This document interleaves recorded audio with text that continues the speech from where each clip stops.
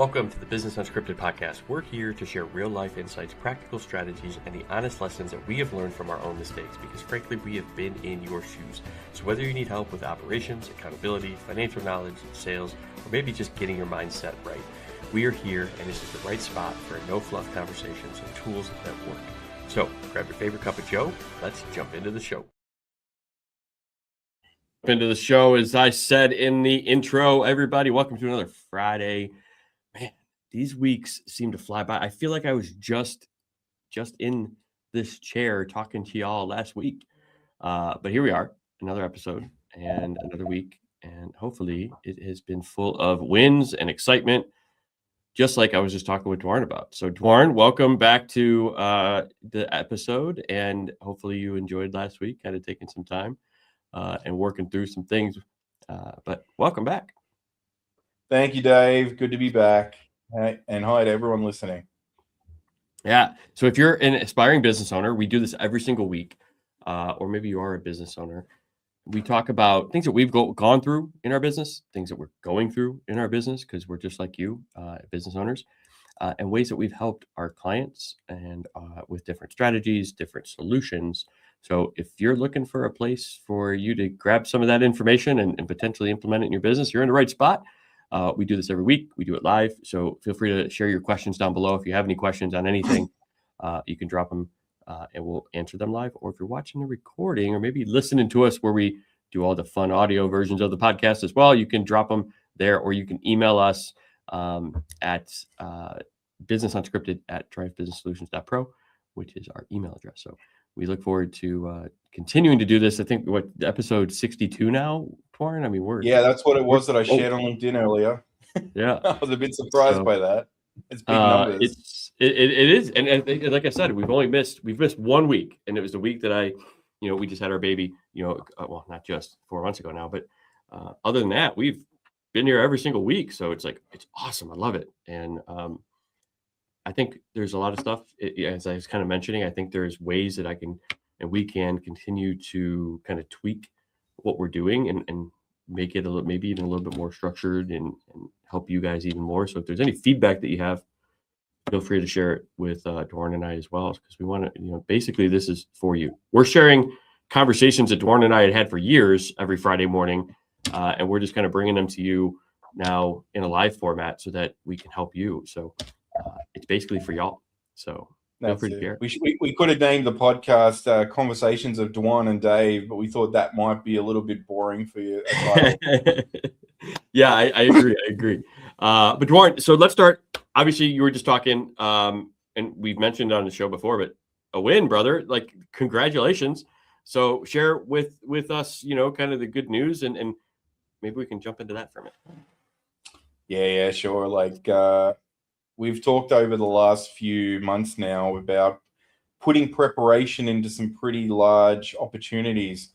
And when's the right time to basically call it and say, bugger it, I've had enough. This is not happening. Move on.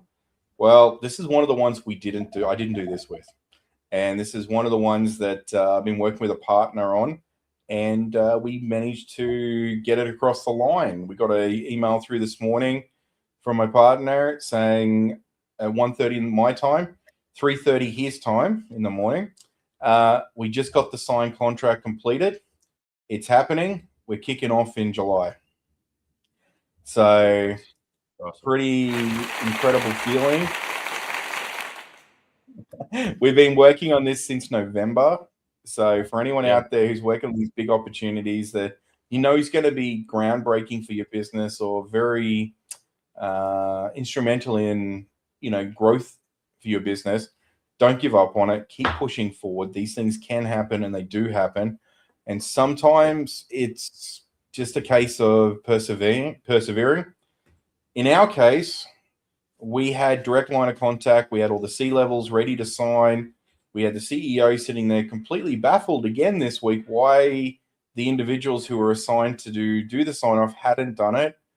Legal had been looking at an old version of a document as opposed to the new version, and it just became a whole thing.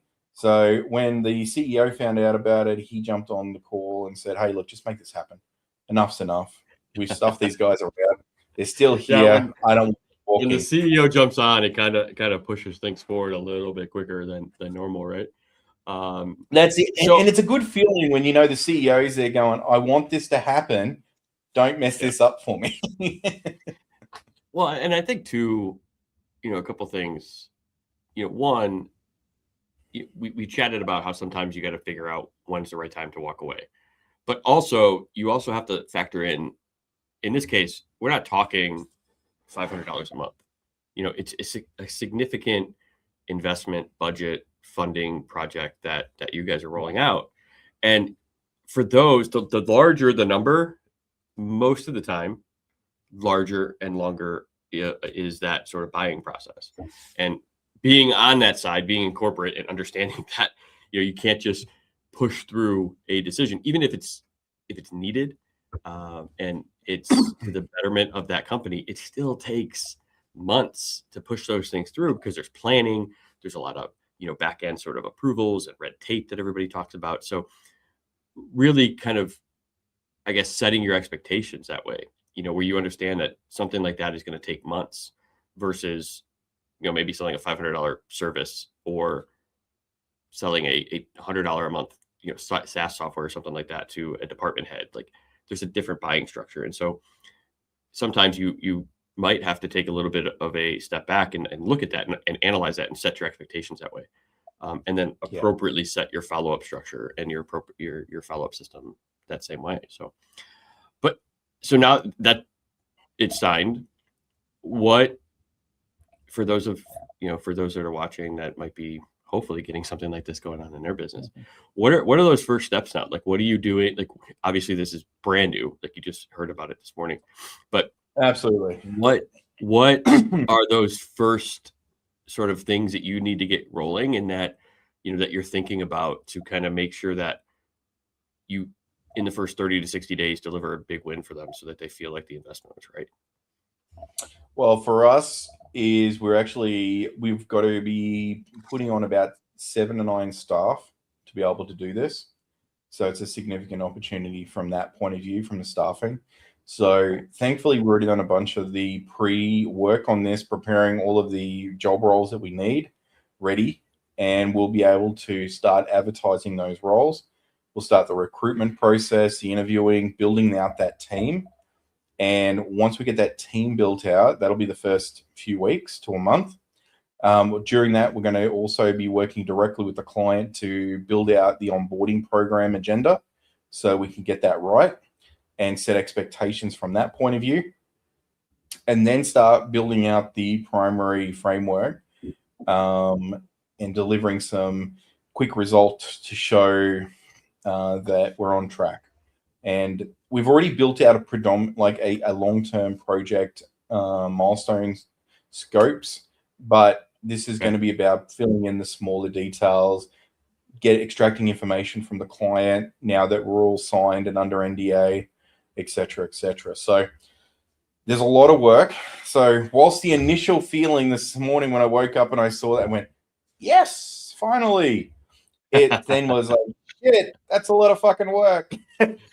Yeah. So that's kind of how it goes.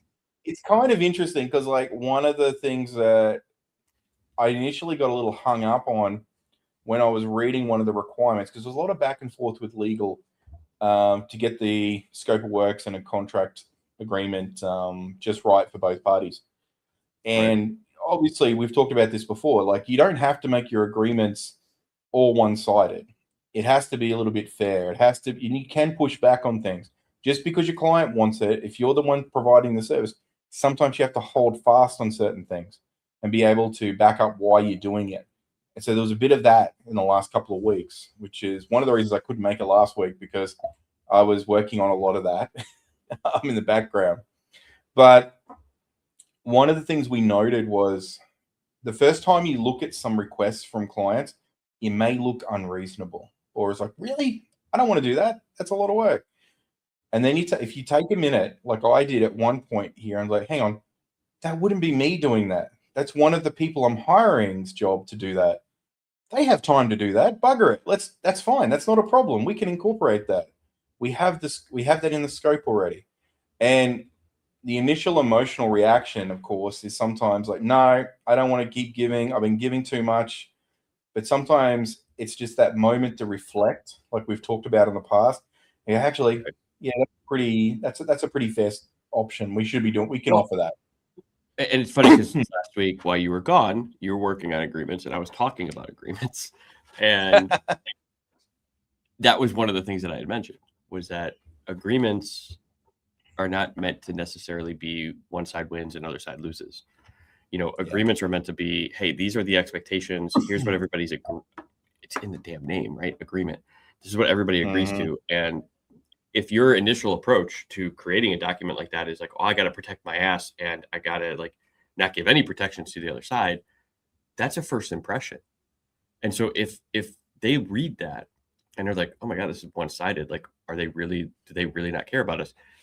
That's a bad first impression. So, but if you send an agreement to them that is mutually acceptable and it's just covering expectations, deadlines, what you guys are going to do, what they're going to do, you set that partnership up from the get-go, right? I love that. And it's crazy because that's one of the things that we didn't even talk about, and you mentioned it, and I had already said it last week, and so it's just like, hey, it's synergy, man.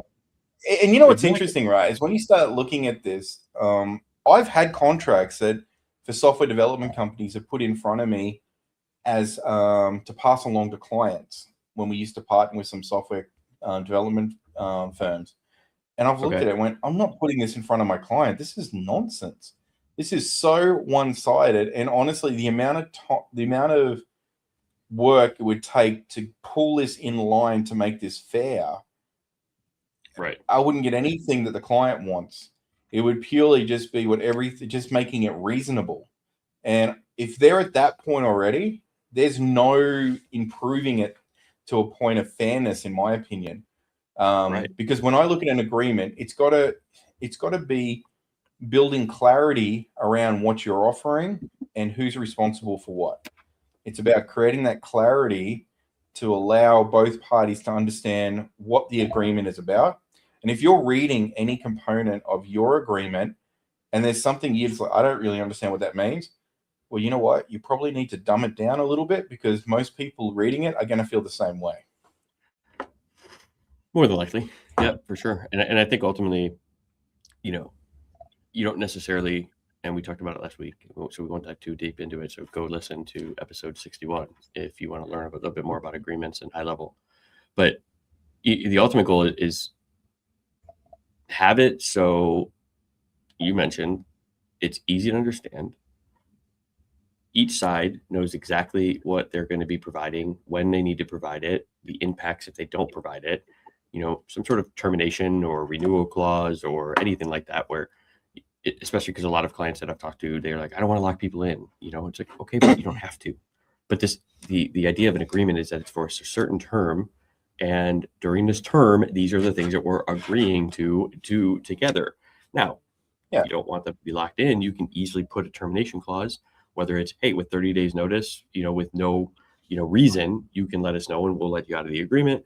Or if there is a reason, like you have to give the reason, like what is it? So those are the important things to really kind of put in place for the agreement.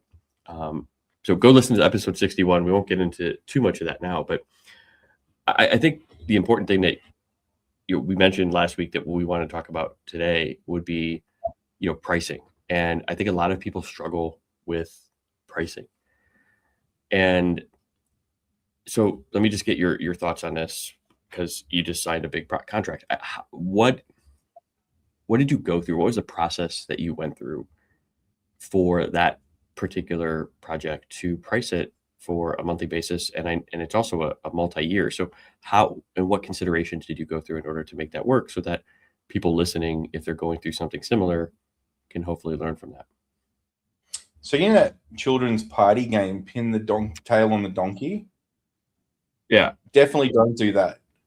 That's never a good idea.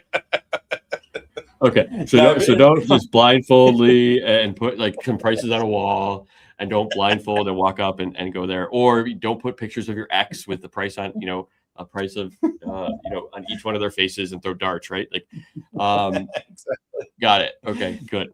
So you didn't do that. So avoid that part. That's not what. No, look, what we did is we worked out what was the worst case scenario for hiring the staff. What was the real cost involved in doing that? And I've said it a bunch of times, but knowing that information is key. So knowing the exact role, knowing the maximum budget we have for each one of those roles, and then what the real costs for those roles are for the business, including all the overhead and additional staffing requirements. Then factoring in the my time and anyone else who's will be involved in the consulting component of this is time on top of that.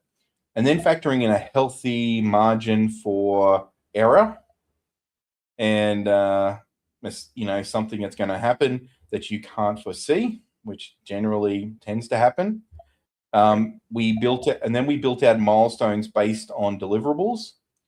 And in this particular instance, we based it on with an overage, which was a percentage, which I'm not going to share here, but you need to work out what your percentage overage is on that.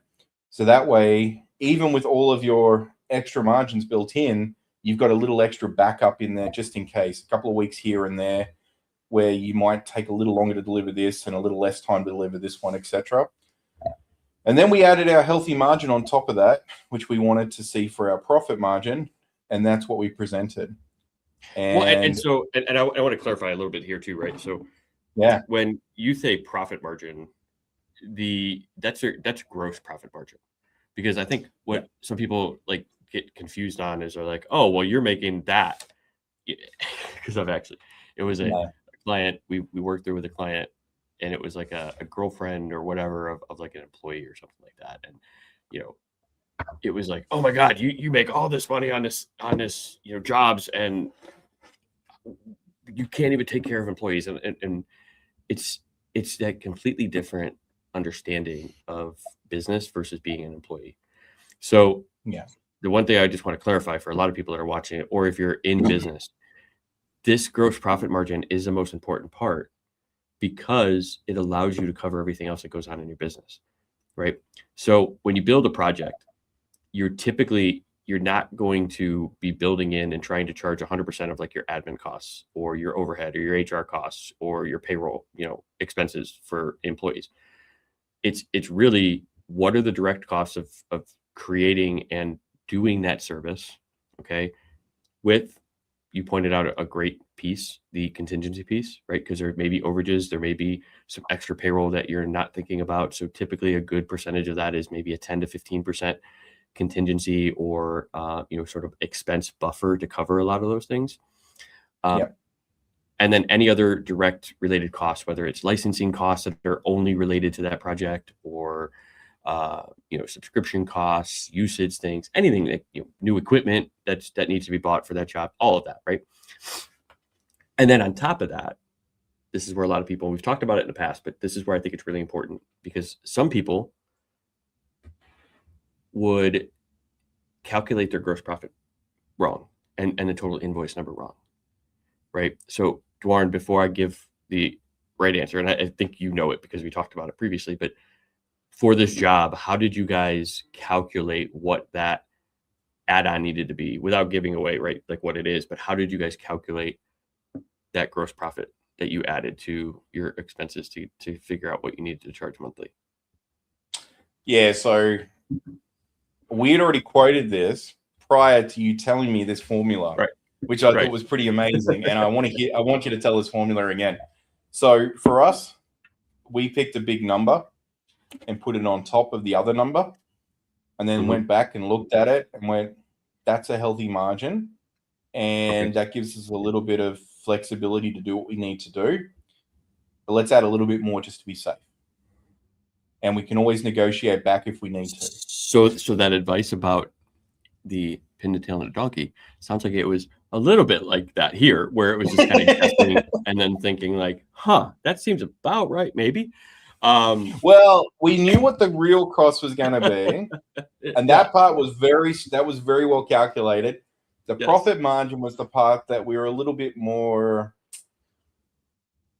blasé on, I guess you could say, as opposed, because we knew what we wanted, we knew what we needed, and we needed to make sure that it was still reasonable. And we so got to that number. here's something to also consider if you're listening to this, right? Is that this was more of almost like a one-off sort of project, which does require more of a profit margin, because if that project goes away or anything, like, you're stuck with a lot of expenses, right? You're stuck with all these things that either have to be repurposed or let go right away or something. But so when you're pricing a one-off project where it's a larger project, you do have to have a larger gross profit expectation, because it's not something that's recurring, versus if you're trying to price something that is like a monthly retainer or something that you're going to be selling to the masses, right?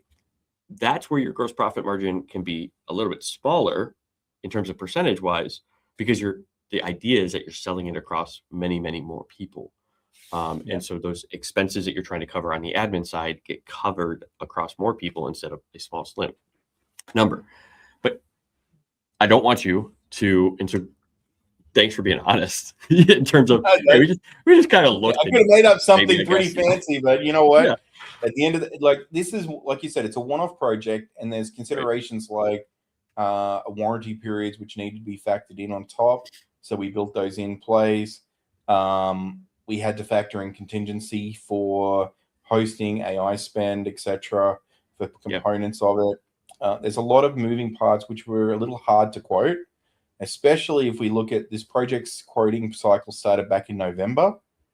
We didn't know how long it was going to take for closing, so we needed to factor in a little bit extra buffer just in case things changed. And the landscape obviously did change.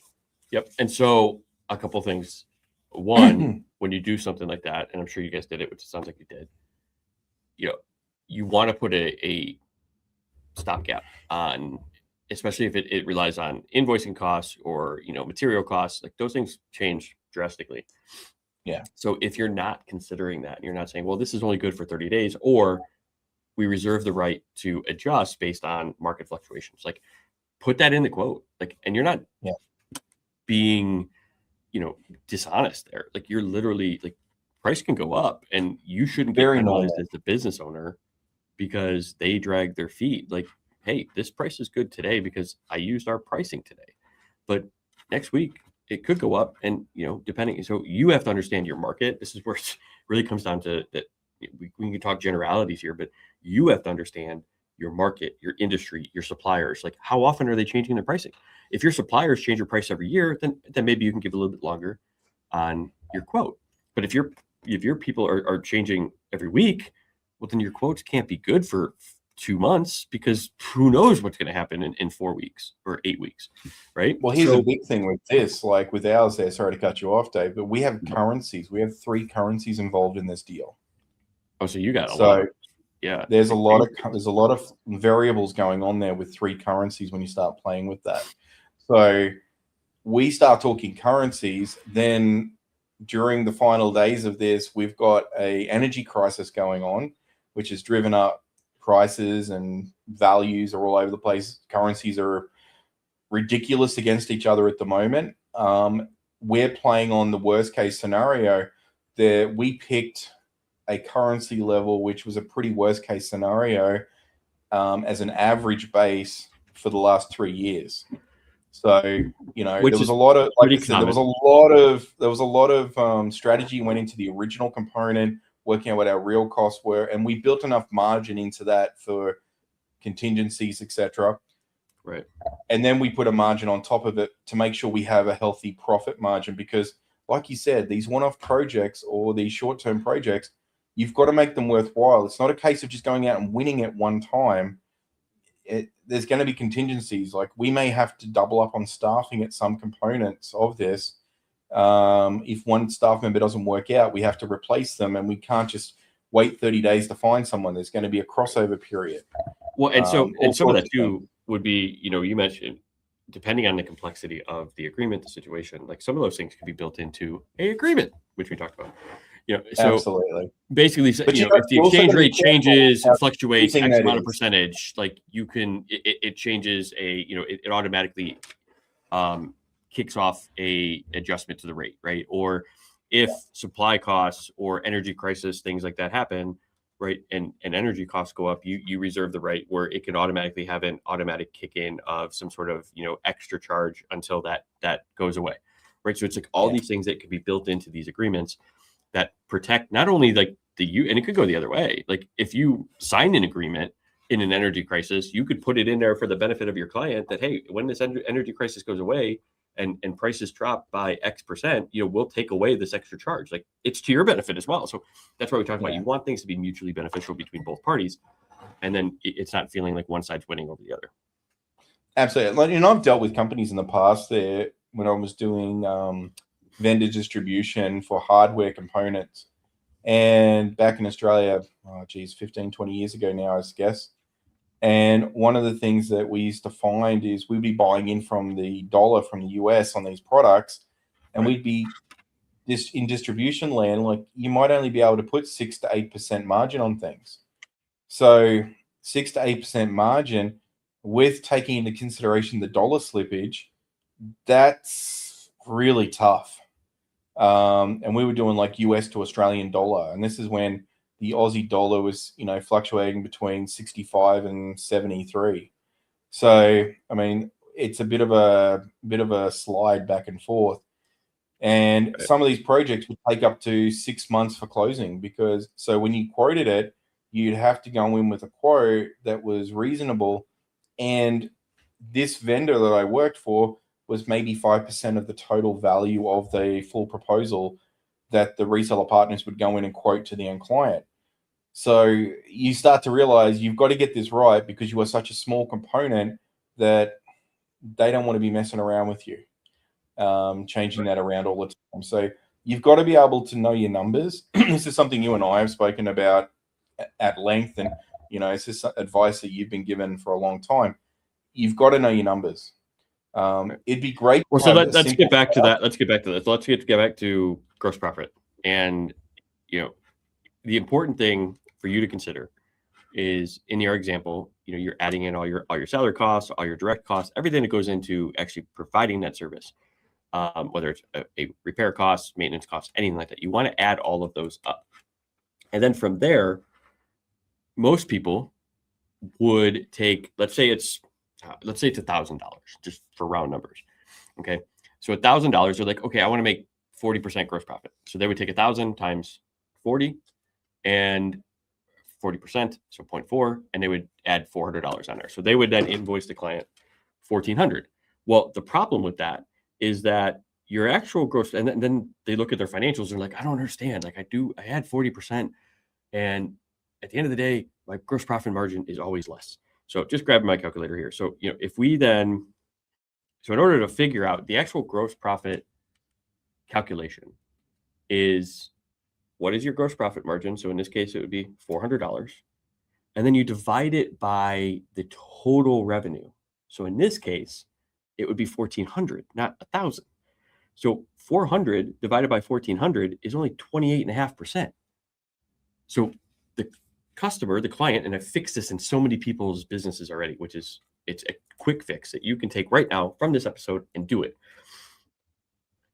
is they thought they were getting 40, they were getting 20.5%. They were losing 11.5% off of their margins that they had no idea what was going on. They're like, I don't understand it. And so how you actually price for gross profit margin would be you have your $1,000 cost. Okay. You then divide that by 1 minus your gross profit margin as a decimal. So if you want 40%, you have to take 1,000 divided by 0.6, which would be 1 minus 0.4. And so that tells you what you need to invoice in order to get a 40% profit margin. So in this case, you, instead of invoicing 1,400, you should invoice 1,667. So, and just to confirm, if you take 1,667 minus 1,000, that's $667 of net profit. Divided it by the $1,667 that you invoiced, and that's 40.01%. So in reality, the calculation is the important piece. So if you feel like you can't get your profit margin right, you know you want to have a 50% or a 60%, or it's a one-off project like this, and you're like, we got to build in a 80% profit margin for this because we have a lot of costs that are going to go into it on the back end too that we need to recoup. Don't just take your cost times 0.5 or 0.8, whatever it is that you think, because it's going to cost you in the end. So the actual calculation for it is total costs that are associated with that project, and then you divide that by 1 minus whatever the percentage is that you want for gross profit margin as a decimal. So anywhere from, I would say nothing less than 0.3. But if you want 60, 70, 80, whatever it is. So 1 minus your gross profit margin, that's going to tell you the amount that you need to invoice in order to get that gross profit margin. So I hope that there is hundreds of you that are watching this or watch the replay that are going to be like, oh shit, I need to go change my pricing structure. And then you're going to start making more money, and you're going to go back here and you're going to thank us for giving this away today to you, because it's the simplest thing that you can do in your business to impact your pricing and impact your success, is making sure that you're getting the right gross profit margin. And then with that, what you need to do, and why I say you have to have a minimum of 30%, is that 30% is going to cover the rest of your operations. So if your goal, let's say your goal is to have a 25% net profit organization in a company at the end of the day, and you're like, I can't get there. I can't figure out why I can't get to 25% when your gross profit margin is 30. Well, you're only leaving yourself 5% of your total revenue to run the back end of your business on. So like insurance, rent, admin costs, subscriptions. It's hard to do unless you're like, 10 million, 15 million organization, maybe if you're, lean. But for most small business owners like you and I, when you're talking 100,000, 200,000, even $1 million, 5% is anywhere from $5,000 to $50,000 at $1 million organization. Can you really run the back end of your organization on $50,000, including owner salary, right? Insurance costs, rent? Probably not, which is why, right? If you want a 25% organization, you probably have to have at least a 50% gross profit margin, if not more, to cover all your admin costs, depending on your size. And so this is why it's, well, add to that too. Right, go ahead. When you take on a big project, one thing that you tend to overlook is you may increase your overheads for administration as well. That you may need to get more administration team members in, and that's going to cost you. You have to cover that. But you can't charge, and for those, because most people would be like, oh, I'll just charge it to the job. You can't do that either, because you got to factor it into your margins so that becomes part of your cost of business. Right. Because what tends to happen is if you go factoring that into the cost of the job, then you're going to blow it out too, and that's going to be inaccurate, and that person could be spread across multiple things. I worked for a company many moons ago, and that company that was actually the same company I was referring to before. Actually, I remember they told me that they'd had this really big contract prior to me getting there, and I'm like, oh, that's amazing, that's a great contract. That must have been really good for you. Oh, we canceled it actually about 2 months ago. Oh, what happened? Well, we had 3 salespeople handling it. We had 5 people in the warehouse packing and sending out orders every day. And we had a stock rotation that we had to honor, so that if there was a price change within 3 months, we had to provide credits or do stock rotation for old stock. And I was like, oh. So what they didn't factor in at the time was all that extra costs that would be involved in all of that. So the minute they could get out of that contract, they canceled it, because they realized it had actually cost them more money to deliver that service than what they'd actually ever made from it, because the client had very high demand. So they had got their profit margins wrong, but because they thought the volume would be enough to cover it. But what ended up occurring is that there was factors involved where hiring that many people to do the job. It was just something they hadn't even considered at that time. And this is why, going back to your initial point, pricing is not blindfolded, trying to pin the tail on a donkey, right? It's a legitimate conversation, a research to really understand what it is that you're doing, especially when you're in like a service-based business that's not like a professional service where you're just providing a B2B type thing. If you're doing some sort of manufacturing or you're providing some sort of project work, it does take a lot of thought to go into what your pricing is, but it doesn't necessarily have to take a lot of time. And so once you've identified what your pricing process is, everything we've talked about already on the show recently, you have to build a system around it. You can build the automation around it. You can, and this is why you going it back into AI, and it's something that we're pushing heavily now, because once you figure that out, you now build the skill to then help you do all that research for you, right? Help you go out and figure out what the price changes have been, give it all the generality so that you don't have to do it. That's the beauty. Think of yourself, because you are, and you have to, and this is a mindset shift. You have to think of yourself as that CEO, the leader of the business, and look at every successful business around you that's large. The CEO is not the one doing research, right? Attorneys aren't the one doing research unless they're a solo attorney, and a lot of times they're still overwhelmed. You have to have team members to do a lot of that heavy lifting for you. But if you don't have the money to invest in team members, the best way to do that is to train your own AI systems to do that stuff for you. Do the research. Take the template that you've already created and run it for you, right? And update it for the next client. Understand the client meeting. Understand the client notes that you've created for that client, that prospect. It brings all that in, and then create your pricing proposal for you. That's how you're going to win with AI. So I tell people this all the time. I'm not going to talk about anything that you can't do yourself. I'm not going to show, I'm not going to build anything that you can't do yourself with AI systems, skills, anything like that. Because the beauty of that is it comes down to investment and what you want to do investment wise with your time, your business, and your next steps. And here's what I mean by that. First, a lot of people are like, well, I don't have the money to invest in somebody or something else to help me with AI. Great. That's fine. You don't have to have a lot of money to get started. You have the most valuable resource, which is time. You have to take the time then, if you don't have money or you don't have the capacity to invest in somebody else because of where you're at size-wise, well, then you have to invest the time in learning what you can be doing to look at your processes and begin to systematize and build those out, right? This is why I said there's two lists that you need to be paying attention to. One is what are all the things that you're doing right now manually? And then two is what are all the things that you wish you had time to do that you just don't have time to do? And then those two are going to help you direct where you should be investing your time, because that is your most valuable resource, your time into learning AI and doing it yourself.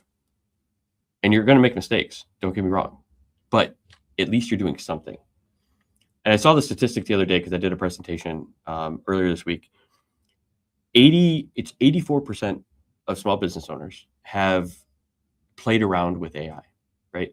So they've used ChatGPT or they use Gemini or Claude or whatever it is.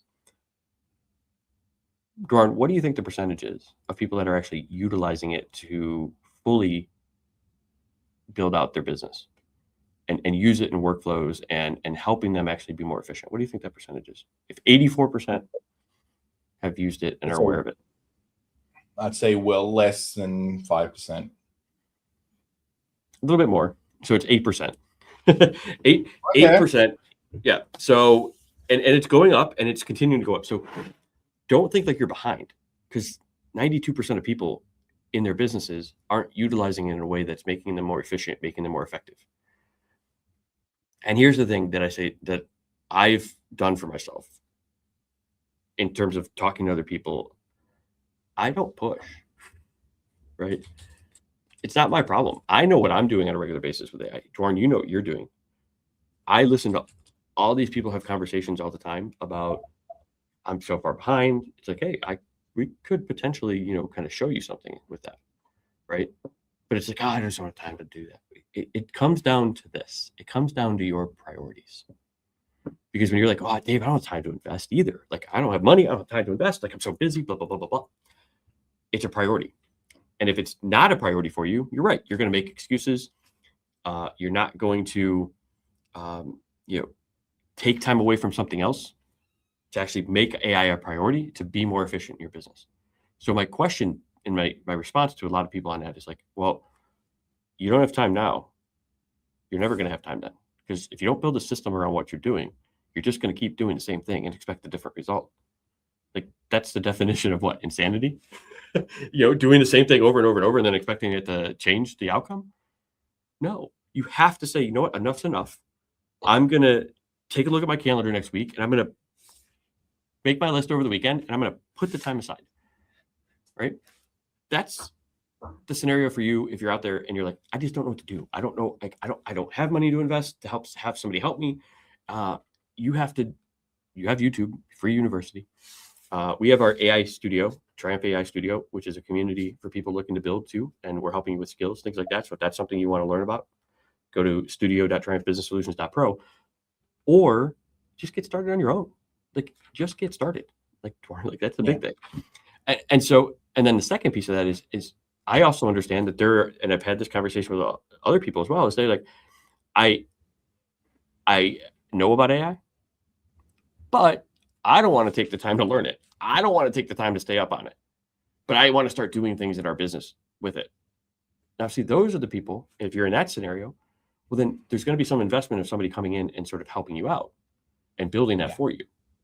And then that's completely acceptable as well.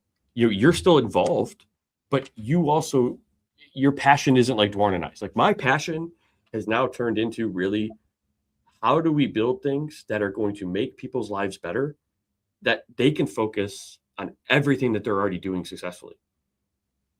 So for example, my one client, they're in real estate, like they're already successful. They have a bunch of business. They have three different businesses doing different things, but they're on the back end, they don't have the support, the visibility into their actual business, their projects, everything. So for me, it's like, well, I can run something up like that. Like, let me draft something up for you. And this was that conversation on Monday. And so we're about to draft up a couple different things for them to actually help them implement better in their business and while utilizing AI. And so that's a passion now, because one, I love it. I love learning more, and they don't. And it's not them specifically, but that group of people get saturated, right? And it's not a bad thing. I mean, some people just get saturated. I mean, you could be in lawn care and you could be really passionate about what you do, but you just have no interest in doing the marketing component or the AI, learning AI to help do parts of your business. And that's completely okay. But you either use time or you trade time for money. Mm-hmm. You can't, if you've got both, power to you. But most of us, we have either money or time. Well, that's our goal. The end goal is, right, that we have our time and we've made a lot of money so that we have the freedom to do. Yep. But what you had to do to get to that point, and you're still doing, is you're still trading some of the money that you would have in your bank for people to do the things that are still generating you money. And that's a long-term goal for everybody. It should be, at least when you're in business. Otherwise, I would question why you're there. And so the biggest thing that I would say around kind of this is, what is your priority? Is your priority to just test it and maybe make some videos and some images? Well, that's not really going to impact your business. But if your priority is to figure out, how can I do what I love, which is your business and serving clients, hopefully, how can I do that more efficiently to give myself more time back and I don't have to feel as stressed? Well, that's going to be where AI is going to come in. And that's where the processes, the efficiencies, the systems are all going to help you do that. But if it's not a priority and you don't make it a priority, it's never going to happen. Never. It just won't. Things that you make a priority happen, if you So start looking at systems, and I saw a snippet for a movie which I've watched, which I thought was great, and it was like the start of McDonald's, right? With what's his name, Keating in it, and yeah, Alan Keating. Right? No, not that Alan Keating. no, he was like I the know, bird. what movie you're talking about, right? Yeah. So Yeah. So he was like Birdman and a few other movies as well. But this McDonald's movie in particular, there's this little snippet. It was a reel, and it's where he's sitting in. He was a traveling salesman, and he's sitting in his car, and fast food joints kept coming up and dropping the food in his car. It was the wrong order. It would take too long. It was just this whole nightmare. And this one time, he's like, "Oh, where's the drive-through?" And it was at this McDonald's, the first one. And the lady in front's like, "It's okay. It won't take long." He's like, okay. He gets up there, he orders, and he gets his meal within 15 seconds. And he's like, "Oh, no, I just ordered." "Yeah, here's your meal." "No, this can't be right." "Yeah, no, this is." And anyway, he goes away. He goes, "Oh, this is a great burger," and just happens to meet one of the owners, one of the brothers who's out there sweeping the car park, right? He says, "Come on in, I'll show you around." right. And what you witness is a system, an absolute perfect system.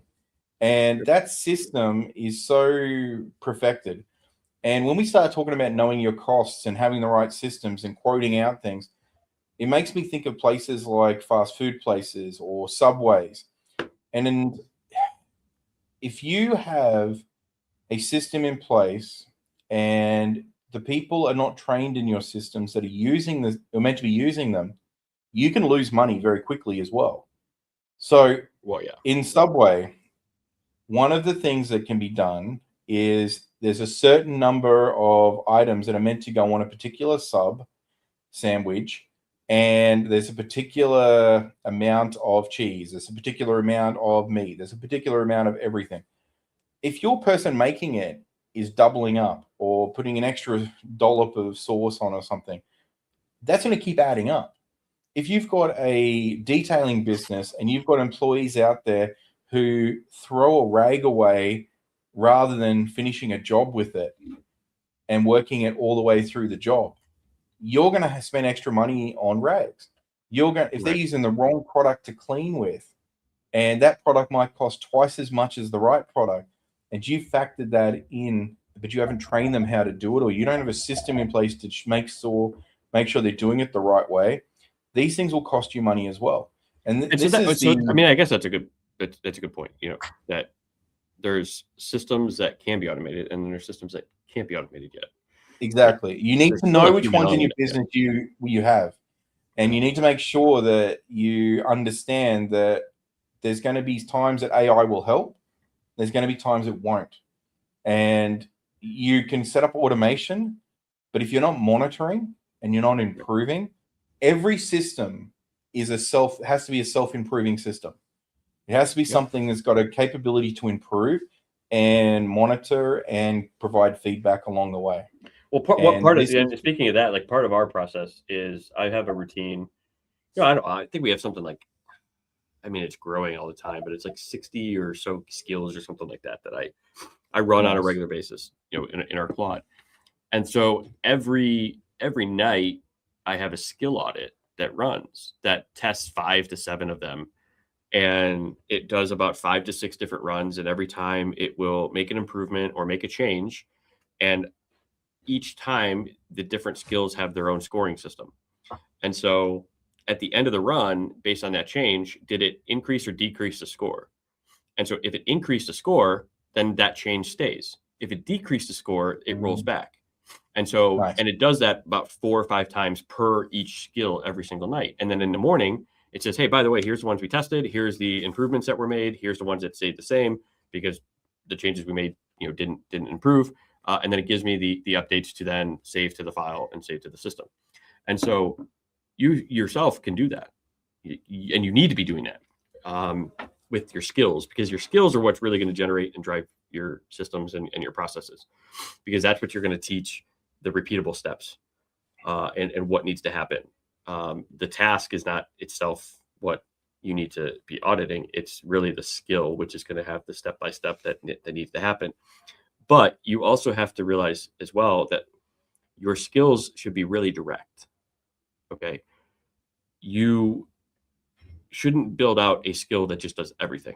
Otherwise, it's going to be too convoluted. It's going to use up a lot of tokens. It's going to be, and it's going to Well, it's like a super confuse agent, yourself. right? You don't Yeah. use a super agent. It's the same as when you hire someone. You don't hire unicorns that can do everything. You hire Correct. specialists in different areas to do the right thing. And so your skills are that exact same way, right? So you have, so what you want to start thinking about is, how do I build a skill system? And this is still something that we're building out even further. And it's that learning process that, okay, let's analyze, is this too convoluted? Is there too many things happening in this skill that we can break it out into multiple skills so that other potential systems or processes can pull that skill in and not have to pull the entire thing in? And so it's really important to do that as well. And then another thing is to test to ensure that your skills are being invoked when they should be invoked. So early on, one of the biggest troubles that I had was we built a skill around, we've talked about NEPQ and the messaging sequence. And so I built a skill for our voice to understand what stage somebody was in, whether it was just connecting on LinkedIn or something like that, so that it would understand how I wanted that message to be created.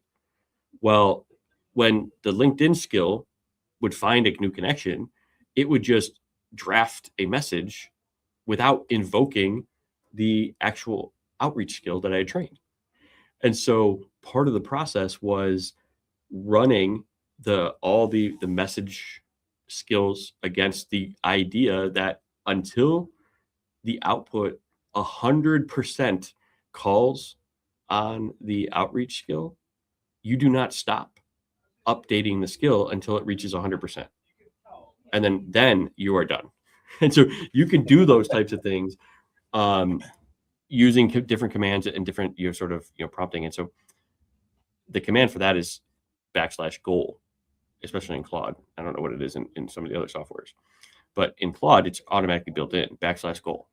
And so the idea for that is that it's not, you give it an output or the objective that you want for the process, and then you tell it what it should be doing it on, and then it doesn't stop until it's reached that objective. So sometimes, a lot of times, it'll just stop when it thinks it's done, because it didn't have that clear objective when you initially do a prompting or anything like that. But when you use #goal, or not #goal, sorry, \goal, you actually have to tell it, I want you to do X. And so in this case, it was, I want 100% of the tool calls when a message is being created to call on our outreach skill. Go test these skills to ensure that happens. And it ran overnight. And then finally it said, hey, all of them are now 100%. And so I saw something similar the other day, right? I saw a guy he does a lot of development cycles. And what he does is he says, I want you to make suggest one improvement or make one improvement every hour on what we've done. And he said, it's amazing what it was able to produce, but it melted my credit card.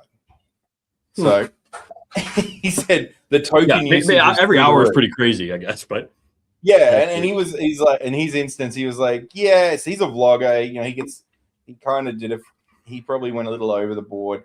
And he said, yeah, I don't do it that often. I just do it like, once every night or something now. Give me a new suggestion. He said, because my credit card was getting melted.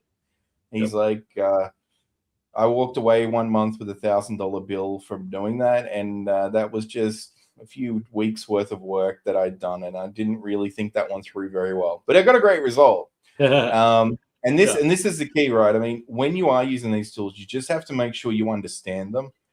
You make sure that you understand how the billing works. If you're using an API-based tool, there is cost per token. If you're using I learned that one hard way. No, I mean, I knew it, but all right, lesson learned. So thanks, Duarne, for pointing. No, it's okay, right? Now I have to share my experience. So obviously, if you don't know, APIs are what allow different softwares to talk to each other on the back end. It's basically a confirmation number at a high level. But some companies charge you depending on how much you're calling on their tool. So like, for example, Anthropic, we're talking a lot of these things in Claude. You're going to have a subscription, so you're not even going to need an API. Yeah. However, Anthropic does allow you to create different API keys that you can connect to your own softwares so that you can call on Claude or whatever it ends up being or whatever model. And then you just pay per usage in terms of the tokens that are going in and out. And you don't have to have necessarily a subscription for that. Well, I learned the hard way. I knew about it. Like it was an issue that so we're developing our forecasting software. And in the early development, I had an initial key. This is back in like March. And what we had found was when in the initial development, it took my Gemini key and it took my API key, and it happened to not be marked as private in the front end. It's Vercel, which kind of builds the front end. So we had to rotate it. Well, I took it out. We took it off the code, and I was like, oh, well, it wasn't live. The software wasn't live, so it's fine. Well, it was not fine.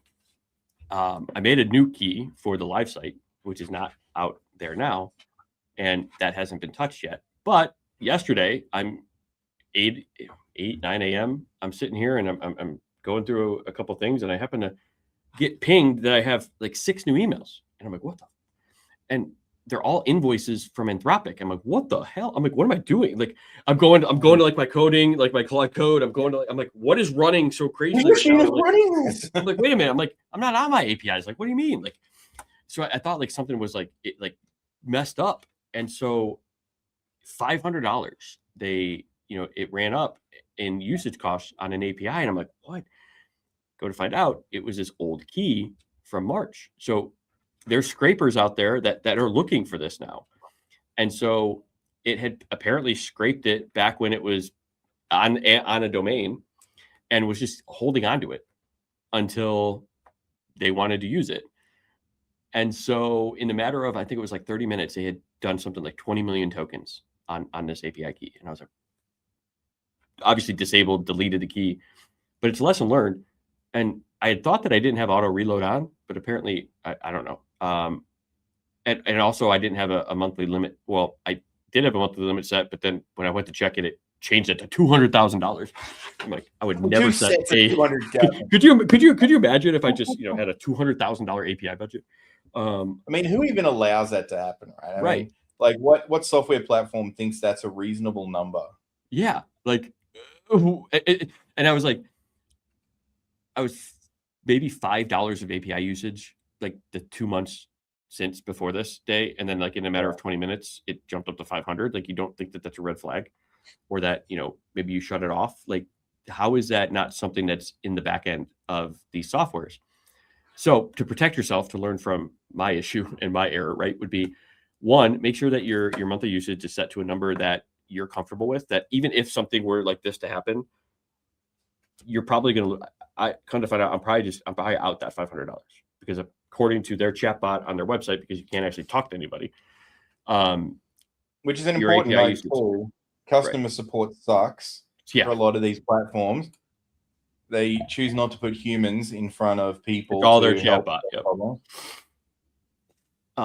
And according to that, it's like, well, your term says that as soon as the API token usage is done, we don't give credits or we don't give refunds for it. I'm like, yeah, but this is obvious theft. And it's like, we don't, according to your terms. And again, it's typical Claude, improve your stupid chatbot. Okay. It said the same exact wording back to me, no matter what I said, like 10 times in a row. Like, I was so frustrated, as you can tell. Well, lesson learned. Okay. 1, set your monthly budget to something that you're actually comfortable with. And 2, make sure that you're rotating your API keys if you're using them. And 3, run regular checks, right? And you could do that even in like your Claude subscription. Like, hey, check the code. Is anything public? Like, go to my sites, like, and have an automated checker on that. Because if it is, you want to rotate it and delete the old one. That was my mistake, right? I didn't disable or delete the old one because it was just an afterthought. $500 mistake, but mistake nonetheless that you can learn from me.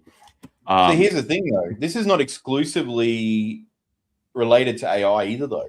Well, it's not, or Claude in general. Like, it's just any API. No. Like, QuickBooks has an API that you get charged on depending on how much. So it's like any of those things, for sure, absolutely. Like, and this is it. I mean, if you want, and this is what you need to be just a little bit cautious and educate yourself in relation to using these tools a little bit too. Like, if you're using platforms like Brilliant Directories, for example, you've got an option to link Google Cloud to get Google and Google Maps working on it. Well, that's an AI, but for the majority of people, they'll never go over the free threshold. But you have to put a payment gateway in, like a credit card or a debit card, in order to use that. So if someone came along and hacked your site or did something to it and just started abusing that or managed to get your API key, it's the same thing that can happen. So big things here is cybersecurity comes into play here. You need to be aware of cybersecurity in your business if you're going to be using online tools.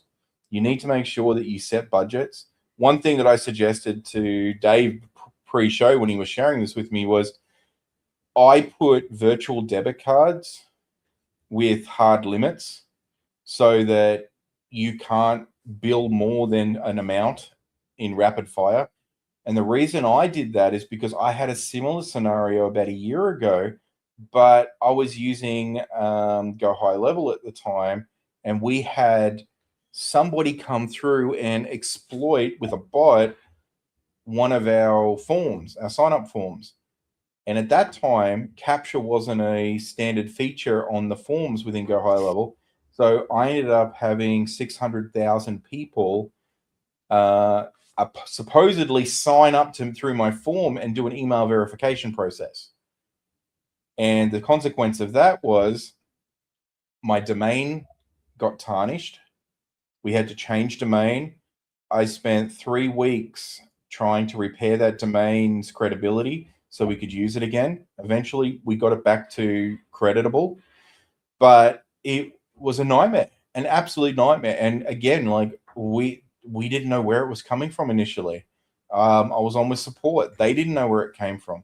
The fact you're able to identify it so quickly is incredible, and that's kudos to you. And one thing that you should always be aware of, if you are using like API keys and you do retire them, just make sure you go and delete them straight away or disable them straight away, because it's so easy, especially when you're vibe coding and you're just in there and you're in the zone. All right, I'm just going to get rid of that. You forget to go back and do that. You're doing so many things. And as a business owner, you're doing so many things every day.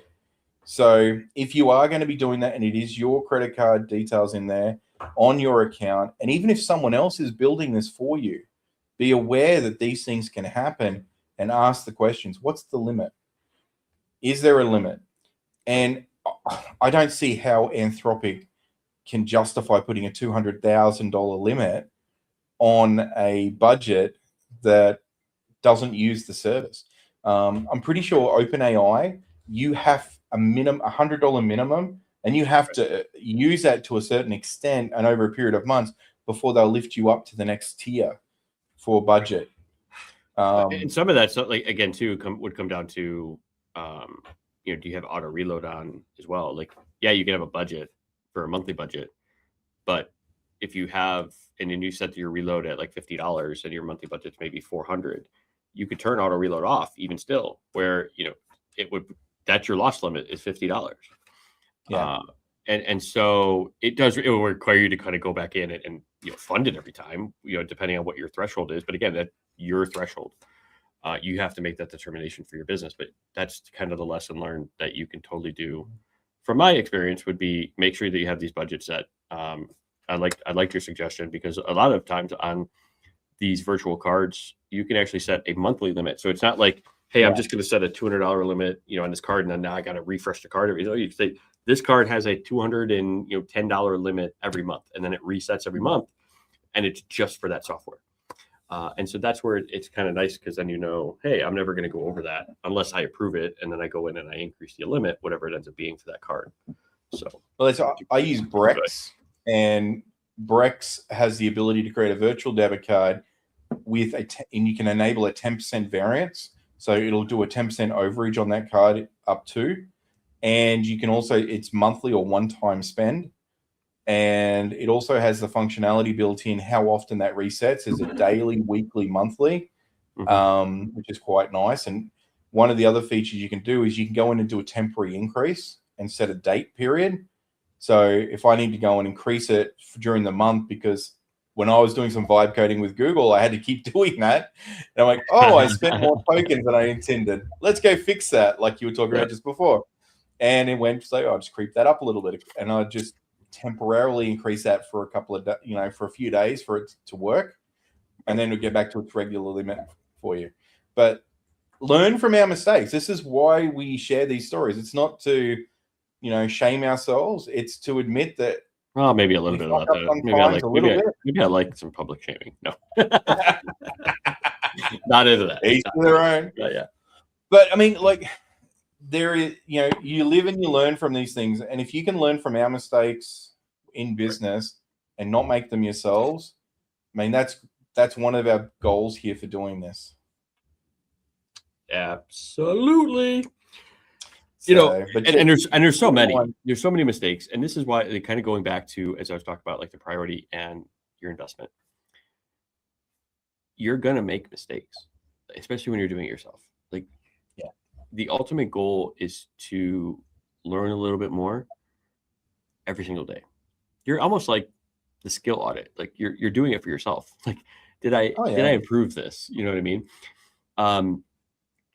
And if you did, great, keep it. If it's something that you're like, you tried it and it didn't really help you or it didn't really improve your efficiency, then get rid of it. You don't have to keep anything you learn for a long time. Like, learn what works specifically for your business. And that's why there's no perfect solution. There's no perfect setup for everybody. Like, you and I want or could need different things on a regular basis. So don't think that like what I'm doing has to be exactly what you're doing. So, and again, what we're talking about, what we're teaching is not nothing that you can't do on your own. But what we could do is save you time, and we could eventually save you the headache of it. And that's the ultimate thing that we're kind of partnering with a lot of people on, is we're saving them time, we're saving them the stress around it. And on top of that, they get to be more efficient and get some of that time back from their business and their operations. And ultimately, that's what it's all about. So. That's it. The consulting and advisory aspect of what we offer, I think, is very valuable for a lot of business owners. Right. Because the research that we do is probably far more than we need to in some cases. And it's like I mentioned to you earlier, it's like, how many tools do you find yourself researching to use only to think about later going, what's my real outcome for this? What am I really researching this for? What do I actually want to do with this? Or am I just researching this because it sounds really cool or it's trending right now? Right. And it's so easy to do. It is so easy to do. There's a lot of noise out there, and sometimes you have to block that noise and just get in and focus on what you're trying to achieve and your outcome. And these tools can be like that. So everyone's out there talking about OpenClaw. They're talking about Paperclip. They're talking about Hermes. Like, all these things are great, but these are like level up sort of tools for agents and stuff. What we're talking about today is just using your subscription-based models. Like Claude has co-work agents built in as part of a subscription. It's got some coding built in. It's got some regular researching capabilities. It's got image generation. Just start using those. Mm-hmm. There's no, until you become what you feel is intermediate or expert level, then explore more if you've got the time. If you feel like you hit that level that you want to do more. If you're going to go to an outsourced partner and start this journey, and you're starting from nothing, and the outsourced partner is saying, all right, you need to buy 10 mini Mac minis or 10 virtual machines, and you're going to run 10 OpenClaw agents, and they're all going to be doing these things. I'd be pulling back and going, hold on. Why? Is that what I really need? Because for a lot of cases, as a small business owner, you don't need everything. You can get away with using the simpler tools initially until you hit their limitations. Right. And I said it last week. Start with one or two. One or two from your first list of processes that you're doing manually right now. And the thing is that you don't necessarily have to automate 100%. It would be nice if you could, but automate 70, 80% of that process and build it into a skill that's going to save you time. And that's something that could literally be done in a couple of days, maybe even like a half a day, depending on how much time you actually dedicate towards it. But that's where you get started. That's it. You just get started. It's not difficult. It's not rocket science. Like, nothing we're telling you right now is rocket science. Nothing that we've done is rocket science. And if somebody tries to tell you, oh my God, you can't do what I do, they're lying to you. Bullshit. They're lying to you. They're lying to you. Right. And people have never been more capable. Let me classify that a little bit, right? Because I don't want, like, there's probably some things that people, like, there's skills that I have, there's skills that you have, right? That somebody just off the street couldn't go and do in terms of getting it to the right outcome, because we know how to explain it. So that's the piece that would be differentiated between each person.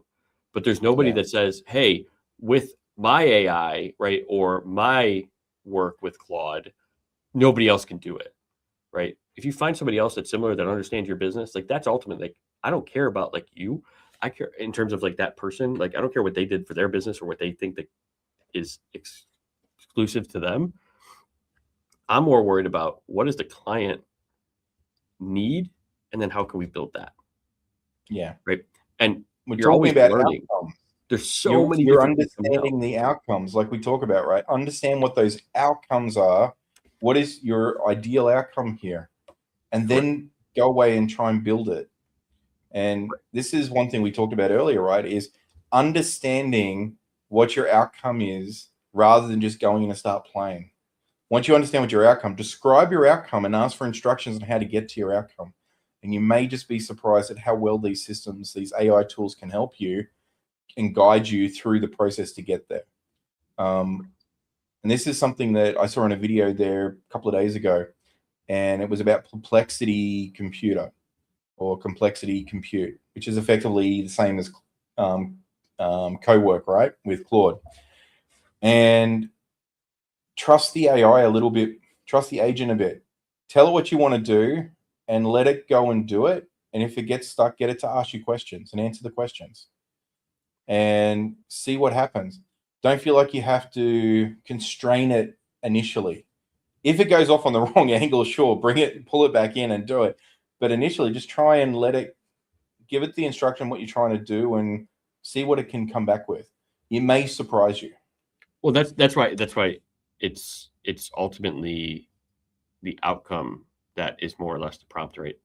And I can't remember where I heard it recently, but it's not necessarily about prompt engineering anymore. It's more about, like, outcome and letting the LLM or the model, like, figure out how to get to that outcome, because it is smart and it'll figure it out. And so that's why, like, the goal is important, because you're giving it the outcome and then telling it what to go and do, and it's going to go find that outcome for you and generate it how you want it. And then your files, right, your contacts, all that kind of stuff, kind of keeps it in the guardrails as you set those things up. So it's not going to be this long, convoluted, just get started learning. You're going to learn something the moment you open it up and you start talking to it and saying, hey, here's my process. So an hour a day, like, even somebody, it's 10 minutes a day for a year, like, puts you into the top, like, X% of people in terms of, like, the knowledge and the mastery of something. So give yourself 15 minutes a day, an hour a day, like, and just think how much quicker you're going to get into the mastery of that particular process or skill for your business. It's a lot different for somebody like myself who's doing it 10 to 12 hours a day. But for you, it's how can I just put 30, 60 minutes into this every day that is going to help me grow my business? And ultimately, that's your ultimate goal. That's your priority that you need to set up in your mind. And if you're not, I kind of want to question, like, well, then what is your priority? So I know we talked about a lot. I can't believe it's already been an hour and 15 minutes, brother. But what's something, as we wrap up, what is something from today's episode that you hope they walk away with? Geez, it's been a lot of stuff discussed today. Yeah, I guess for me, it's hard to pinpoint. I mean, for me, it's really, I know it's going to sound really cliche, but know your numbers. Know your numbers in your business and make sure you're using the right equation to work out those numbers. And if you're not sure that you've got your numbers quite right, add a little extra in just for your own ignorance. initially until you get those numbers right. And you're not going to get it right every time and every quote. But if you play the averages, you should be able to start building that system out properly. And after 3 to 5 quotes that have been accepted and you're doing the work, you're going to know for sure that you're either got the right system in place or you need to make some serious adjustments to it or some slight adjustments. But it's a learning cycle, like everything we talk about. It's not going to happen straight away. You're not going to get it right perfectly every time. And it's not going to be that situation where you look at someone else's and go, well, they're only charging this much, so I need to charge a little less, or I'll just charge the same. Well, and the minute you start competing on price, it's the race to the bottom. You know what I mean? Exactly. Stop thinking about that. Think about what your actual real costs are and what you need to be able to feed your family at night as well, because that's what you really need to be billing. And then positioning yourself with enough value, obviously, but that's a conversation we've had another time. But yeah, know your numbers and make sure you memorize that equation that Dave shared earlier. I'm sure Dave's going to share it again just to make sure you remember it. If you need that, tell us and we'll get Dave to record a special video and put it up on his YouTube channel here so you can go and play it back as often as you need to. Love it. Love it. So, well, now you put me on the spot, so I guess I have to share it. To calculate your gross, and to kind of reiterate what, kind of Duarne was saying here, you add up all your costs, direct costs. And then, as Duarne said, if you're unsure of what those are, or if you're worried that you didn't cover everything, you can add a contingency cost that's equal to, 5, 10, 15% of your total costs. It kind of gives you that miscellaneous buffer. It's not the same calculation as trying to add in the gross profit margin, but you're just taking total expenses and then adding 15%. So that's where you would take total expenses times 15%, and then that's your miscellaneous buffer amount. And then in terms of the gross profit, once you add up those costs, don't just take your total costs and multiply by 40% or 50%, whatever it is that you're looking to get. That's the wrong way. The correct way would be take up all those costs and then divide it by 1 minus the gross profit percentage that you're aiming for as a decimal. So if you want 60%, it's 1 minus 0.6, which would give you 0.4. So again, you divide your total cost by 0.4, and then that's going to give you a invoice cost that would result in a 60% gross profit margin.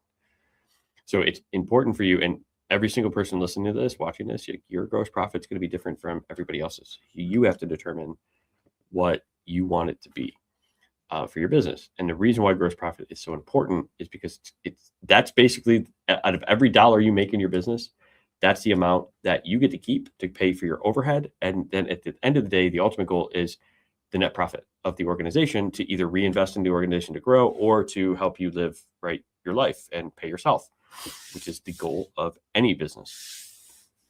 So if you don't understand it, or you still need a breakdown in terms of how do I price, which is very important there, but we talked about it, value pricing and outcome-based pricing is first. Don't think about hourly rates, but we'll get to that in another episode, I'm sure.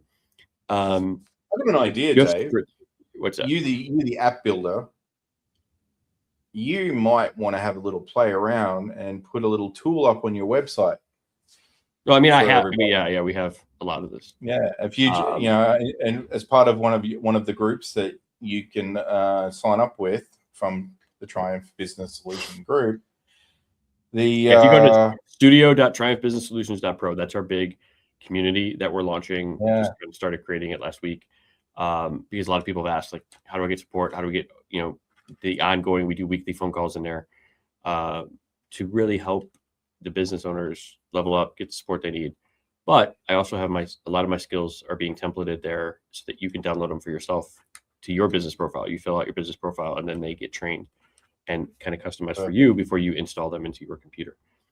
And so for yourself, right, is make sure that you're using the right number. Otherwise, you're going to be feeling the pain, which I'm sure you might have already been. I've had a conversation so much the last couple of months about, I can't figure out my net profit. Why is my net profit wrong? Well, it probably starts from your gross profit margin. So we take a look at that, and then we've edited their calculations. But with that, I don't want to go too much longer. But for me, I would say the one thing that I want you to take away from this episode is your priority. Like, really think about what is my priority around my time, my business, and is it aligned with ultimately the long-term vision of where I want to be with my business? And it seems like it could be deep, because it is, right? Because if you're not always aligned with your long-term vision, you're off your path. And so now's the time. Hopefully this is like your check-in, like, hey, I got to get back on the path. If your long-term vision is to give you a business that is going to, provide you the freedom to live on a beach or take road trips or whatever it is, and it just pays you a monthly, amount from profit, are you really on that path? Working 15 hours a day without automation, without growth, because you're too busy to do any of it, your priorities aren't aligned. You need to reprioritize yourself. And so once you set your priority, that's where then you'll be able to kind of, your calendar aligns with that, your actions align with that. And so if you're not, and you have not set your priority, maybe this is the kick in the ass you need to do it. So but with that, we appreciate everybody watching, whether it's live or the recordings. If there's something that you took away from today's episode, one, let us know down below what it was. But two, if you have any questions, drop them down there as well. Do all that fun algorithm stuff. Give it a like, give it a subscribe, share it with your network. There's probably a few people in there that probably also need to hear all of this stuff and have that reminder for themselves. But until then, we go live every single week. We'll see you guys in next week. But Duarne, thanks for joining me again, brother. Thanks, Dave. By the way, congrats on the win this week, the big contract. Thank you. Now you got to get to work. Enjoy the weekend and then go get to work. Oh, yeah. That's right. I'm going to take the weekend to enjoy it, and then Monday it's all hands on deck. Exactly. All right, guys. You guys have a good one. We'll see you in the next one. Bye. See ya.